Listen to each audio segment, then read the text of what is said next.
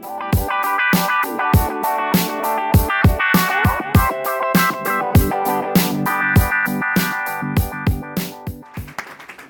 on our distinguished panel is Kimberly Wiefling. Let's give it up for Kimberly with her sexy red bra.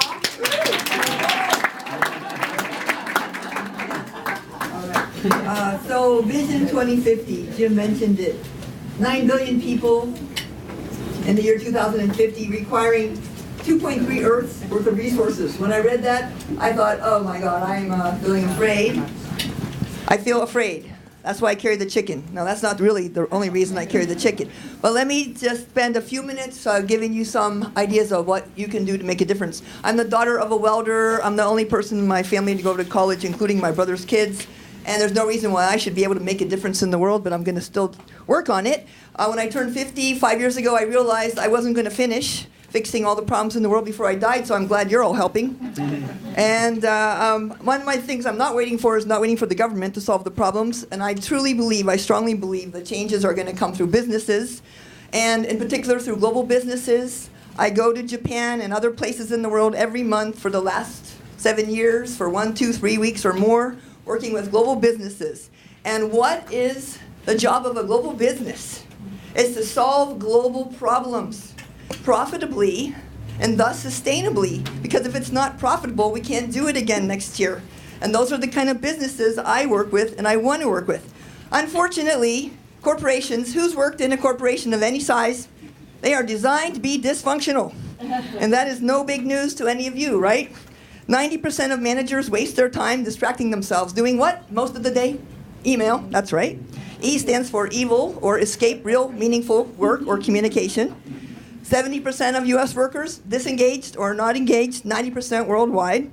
And 82%, according to a research by MIT study on global teams, 82% say they're not successful by their own standards. Oh, now I really want to hang myself, right? Don't worry. Don't worry. It's okay. It's going to be exciting. Go ahead, try with me. Go. Exciting. Oh, you didn't do it, Jake. Because of you, everyone's doing it again. Ready? 1, 2, 3, go. Exciting.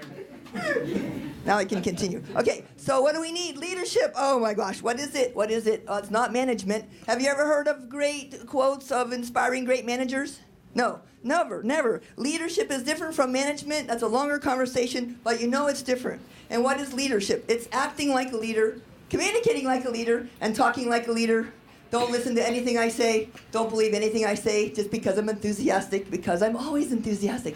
I want you to just try it. So you're going to turn to people around you just briefly. Okay, just find a partner. 2 people in a pair. Find a partner. You have 10 seconds. Find a partner, and I'll tell you what to do.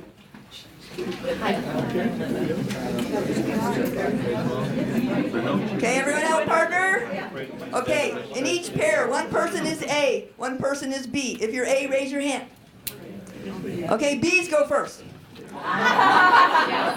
B's, I want you to practice something called possibility speaking using enthusiasm. I want you to tell your partner in the most enthusiastic way possible what you ate for lunch. I want it to be exciting, baby. And A, I want you to be their generous listener. You're going to listen to them and you're going to be like, woo! I wish I had that lunch. Oh, I did have that lunch, okay. Okay, so you're going to do for 1 minute until you hear the chime. Are you ready?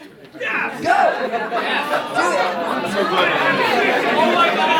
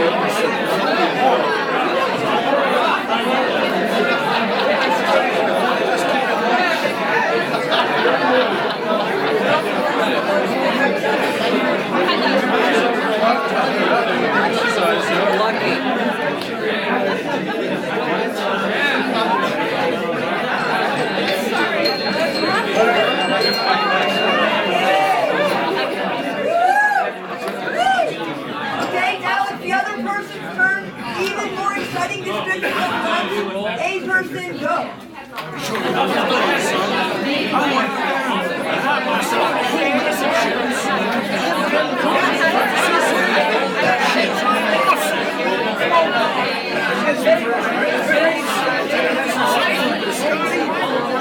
Boy, we're talking solid lunch. Man, I love it. It was a party in my mouth and everyone was invited. That was good. Them lunches I had for years.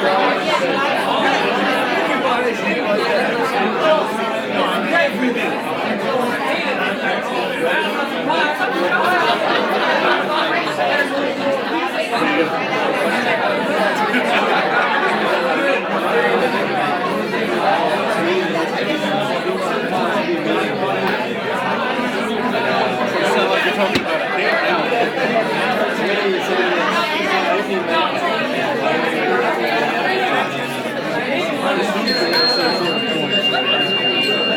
Let's see where she goes. Okay. How was that? That was great. Exciting? Yeah! Right. So you learned two things about being a great leader. One, you learned how to talk about something with passion and enthusiasm. It was just lunch. Okay?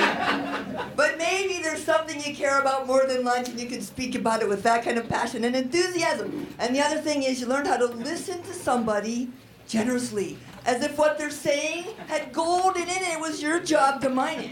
And wasn't it exciting what they were saying? Who was truly interested? Okay, you can just fake it. But when you pretended to be truly interested, did you notice how they just came alive? Wow, that's power. That's power, and that's somehow you can lead from any chair in any organization by speaking with that kind of passion and enthusiasm, and by listening with that kind of generosity and wholehearted attention. And it will change yourself, it will change other people. I wish I could spend a lot more time talking with you about it, but I'm going to make up for Jim going over by being short. And I'm just going to say one more thing, and that is if you want to add a few more tools to your toolbox, one would be sincere interest. Sincere interest in what the other person is saying. Now, I find that faking it for the first minute works just fine. Because after 1 minute, I will find something that I am truly interested in. And another thing that works, we heard it mentioned earlier by another Kimberly, thank you so much, is the attitude of gratitude. Sincere appreciation for somebody that did something for you. You know, if we forget to tell people what's working well and what we appreciate, they might stop doing it. It's a big problem. And the final thing in the toolkit that I'd like to encourage you to explore is having fun together. Why do I carry this rubber chicken? Oh, I have met so many of you today because I had this rubber chicken with me. You came up to me, what's rubber chicken for? Well, I have news for you. There are many reasons. I get paid to go all over the world with this chicken. He's a frequent flyer, yes.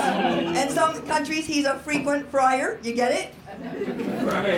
It's a chicken, it's a joke. Okay, never mind. All right, so the thing is that when you want to change the world, you have to start by thinking about the big crazy dream. Look at this aspiration. You know, unfortunately, we didn't make very much progress on the aspiration yet. I'd love to start with the big crazy dream.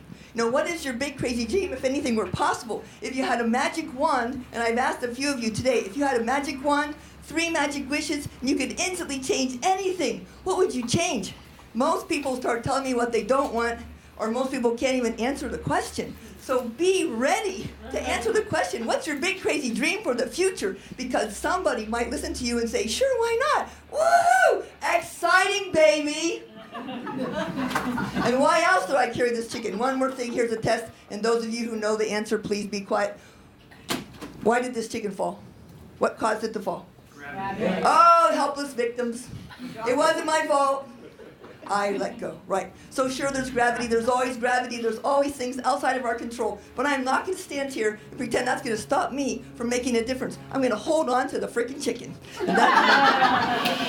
So, anyhow, so that's all I have to say about that. I am a program and project manager by profession. I'm a physicist and chemist by education. There's no reason at all I should be standing up here. There's nothing I can do that anyone else in the world can't do, but all I do have is this big crazy dream and the illusion I can somehow make a difference. So I want to end by asking you to consider Winston Churchill's words.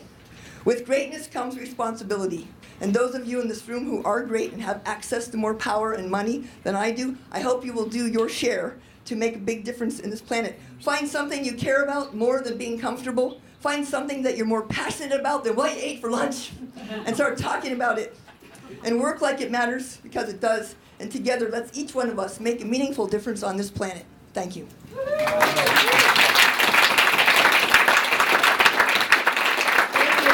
Kimberly Wiefling, and doesn't she have magical leadership? Awesome. Last but not least.